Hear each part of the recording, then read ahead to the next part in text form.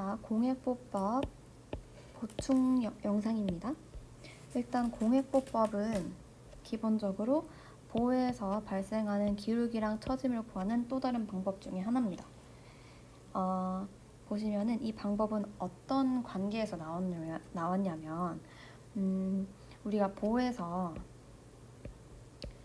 전단력도의 기울기는 분포하중 값이랑 같다. 그리고 휨 모멘트도에서의 기울기는 전단력이랑 같다. 이런 관계가 있었잖아요. 근데 이걸 잘 생각을 해보니까 보의 변형, 그러니까 곡률, 기울기, 처짐의 관계도 얘랑 똑같다는 거예요. 보시면은 기울기의 미분값은 곡률 2i분의 m과 같았고, 그리고 처짐을 미분을 하면은 또 기울기가 나왔다는 거죠, 그쵸? 그래서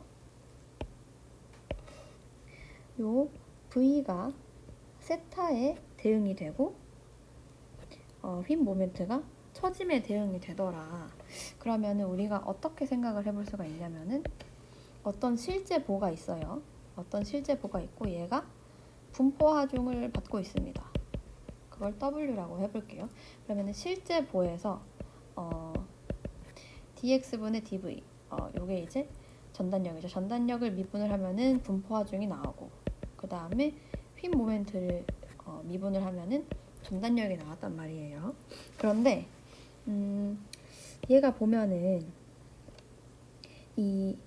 얘를 분포 하중이랑 이제 대응을 시켜보는 거예요. 그래서 실제 보에서 이런 분포 하중을 받을 때 뭔가 이제 전단력도도 있을 것이고, 그죠? 그 다음에 뭔가 모멘트도도 있을 거잖아요. 그죠? 휨 모멘트도도 있을 거고, 그거를 2i분의 m으로 나눠주면은 2i분의 m 선도가 되겠죠. 그쵸?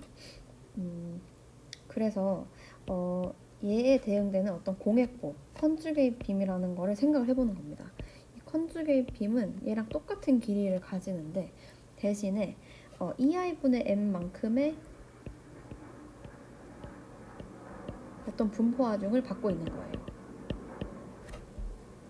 그러면 이 컨주게이트 빔, 그러니까 공획보가 이 공획보에서 어떤 관계를 쓸 수 있냐면은 여기 이미 한 점에서 발생한 전단력 V-랑 휨 모멘트 M- 이렇게 써주면은 우리가 뭘 써줄 수 있냐면은 여기서 dx분의 dv-는 분포 하중이랑 같아야 되는데 이 보에서의 분포 하중, 근데 그게 뭐랑 같냐면 이 i분의 m이랑 같다는 겁니다.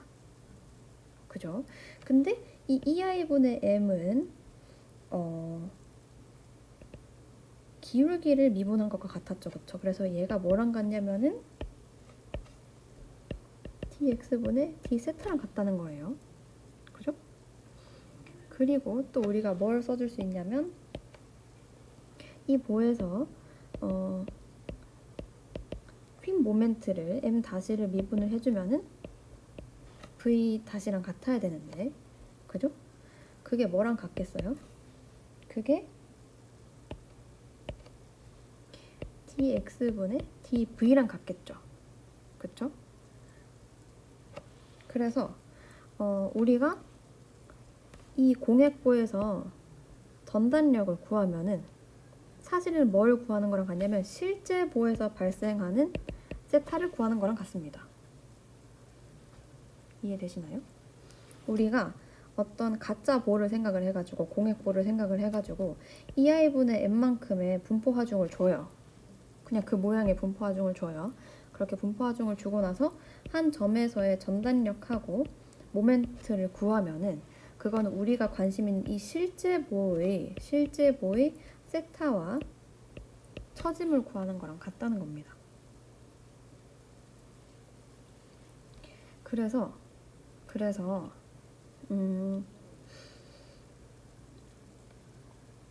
이 방법은 이제 정력학적인 평형 원리만 사용하기 때문에, 다시 말해서 이제 우리가 평소에 하던 반력을 구하고 그 다음에 단면법을 써서 우리가 부재력을 구할 수 있잖아요. 그죠? 한 점에서 작용하는 부재력, 전단력하고 휨 모멘트를 구할 수가 있는데 우리가 공액보에서 전단력하고 힘 모멘트를 구하면은 실제 보의 기울기하고 처짐이 나오기 때문에 덜 헷갈린다 이거예요. 우리가 이거 말고 두 가지 더 배웠잖아요. 이중 적분법하고 그 다음에 모멘트 면적법을 배웠잖아요. 근데 요거 두 개는 좀 헷갈리는 경우도 있는데 얘는 이제 정력학의 평형 원리 우리가 평소에 하던 거 그냥 그대로 하면 되기 때문에 조금 덜 헷갈릴 수 있겠다 뭐 이런 겁니다. 그래서 여기서는 뭐만 주의하면 되냐면은 공액보에서의 경계 조건을 좀 잘 줘야 돼요. 보시면은 실제 보에서 핀이었던 곳을 생각을 해보세요. 이게 지금 실제 보예요. 여기서 지금 핀이에요.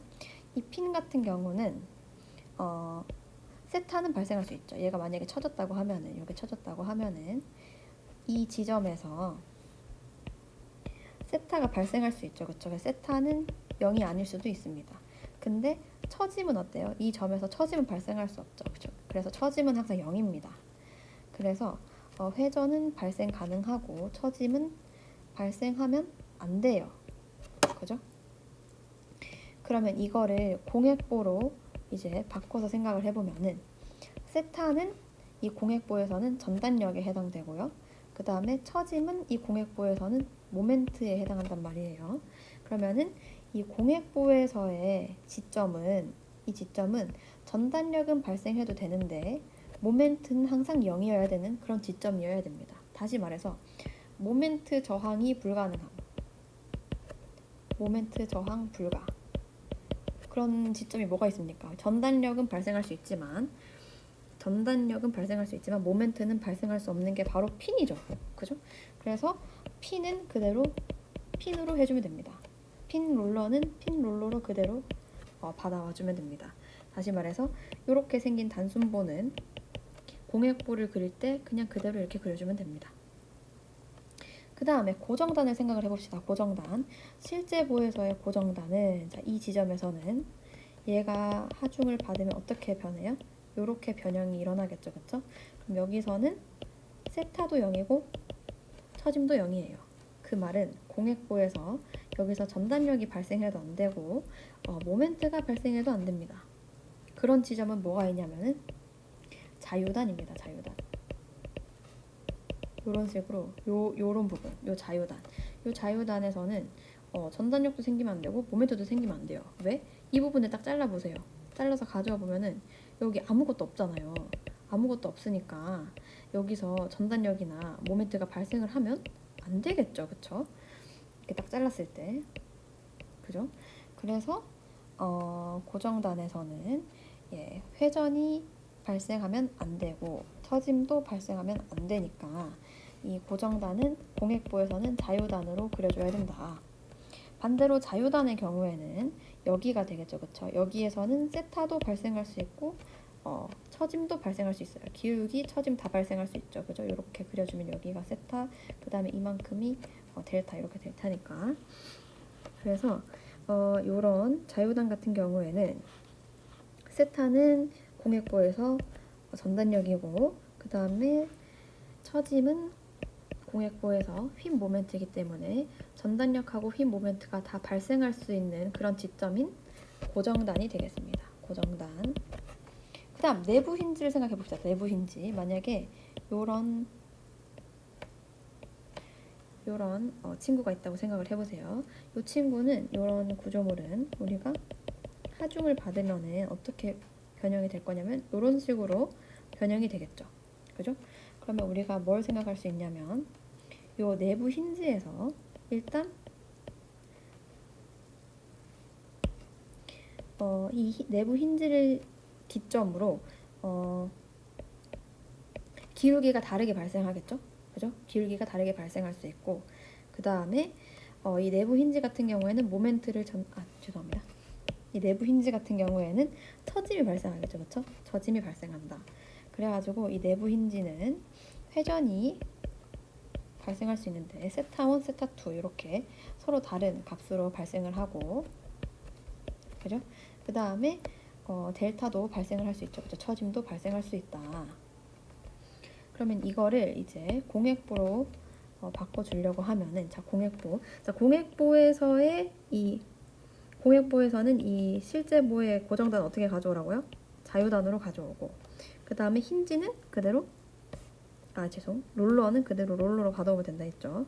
뭐 롤러나 핀으로 이렇게 받아오고. 자, 여기를 봅시다. 지금 잘 생각해 보면은 세타1이랑 세타2라는 거는 여기서는 V1이랑 V2로 달라져야 되겠죠. 그죠? 그러니까 세타1, 세타2는 이 공액보에서는 V1, V2, 전달력 1, 전달력 2 이렇게 되겠죠.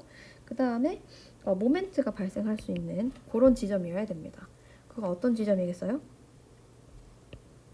내부 롤러겠죠. 이 구조물의 내부에 존재하는 롤러. 왜냐면은 이 롤러가 존재를 하면은 어떤 하중에 대해서 여기 반력이 생기겠죠. 그쵸? 반력이 생길 것이고, 이 반력 때문에 이 롤러 바로 직전에서의 이 단면에서의 전단력하고, 이 롤러 바로 직후에 반력하고, 롤러 바로 직후의 단면에서 전달력이 서로 다르겠죠. 그죠? 왜냐면 여기 지금 집중 하중이 하나 있는 거니까. 이해되시나요?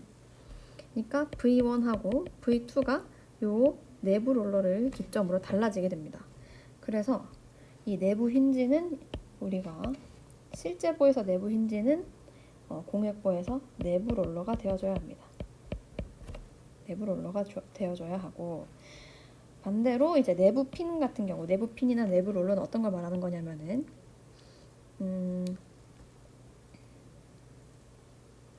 요런 걸 말하는 거예요. 요런 거. 아이고야. 요런 거. 요런 상황에서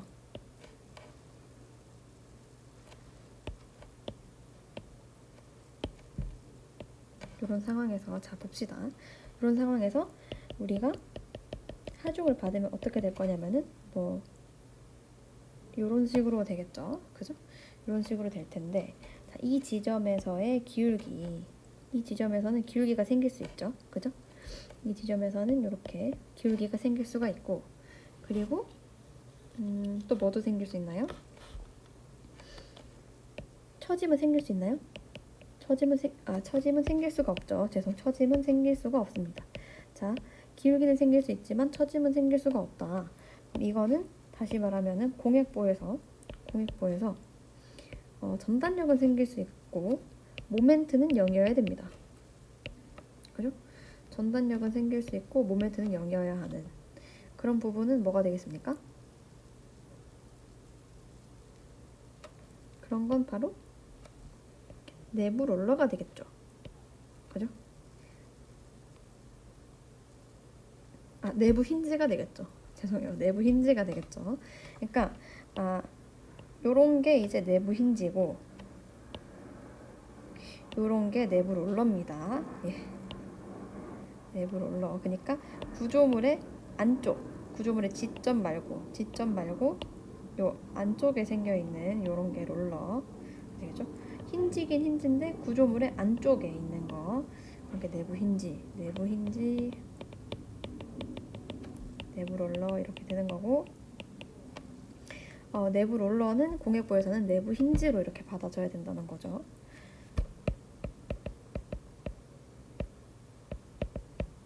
이렇게.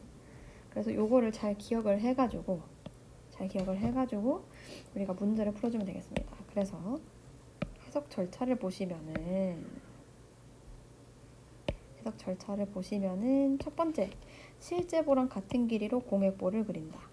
그리고 공액보의 지점 조건은 위에 변환표 요거에 따라서 바꿔주면 됩니다. 그리고 실제보의 2i분의 m 선도를 그려줘야 되겠죠. 그리고 그 모양 그대로 분포 하중을 이 공액보에 작용을 시키는 거예요. 그래서 2i분의 m, 그러니까 모멘트가 플러스면은 윗방향, 모멘트가 마이너스면은 아랫방향으로 하중을 주면 됩니다. 그래서 공액보에 대해서 반력도 구하고, 그 다음에 우리가 실제보에서 기울기하고 세타를 구하려고 하는 점에서 공액보를 딱 단면법을 써가지고 이 공액보의 한 지점에서의 전단력하고 휨 모멘트를 구해주면 되겠습니다.